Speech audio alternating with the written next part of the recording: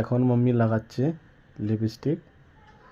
এখন আমাদের পেতনি হয়ে যাবে রূপ সুন্দরী হয়ে যাবে।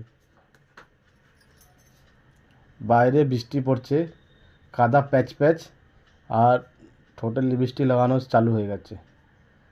বলে মানুষ সাজবে না, পুজো দেখবে না, সাজবে না, মনে হচ্ছে কি ওখানে বাইরে মনে হচ্ছে লোকেরা চাষ করছে, পুরো এত কাদা কাদা ট্রাক্টর দিয়ে মনে হচ্ছে। থাক তবুও বাঙালির 4টে দিন, এই 4টে দিন মানুষ এনজয় করবে না তো কি? যতই কাদা থাক, কলকাতা দেখেছো সব ছাতা মাথায় দিয়ে ঠাকুর দেখছে।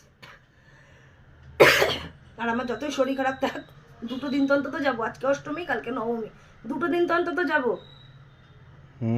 যাবে, যাও না। তো গেলে কি হবে?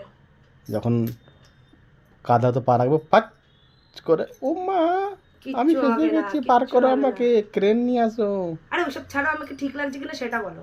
হ্যাঁ, ও তো লাগছে, লাগবে না কেন?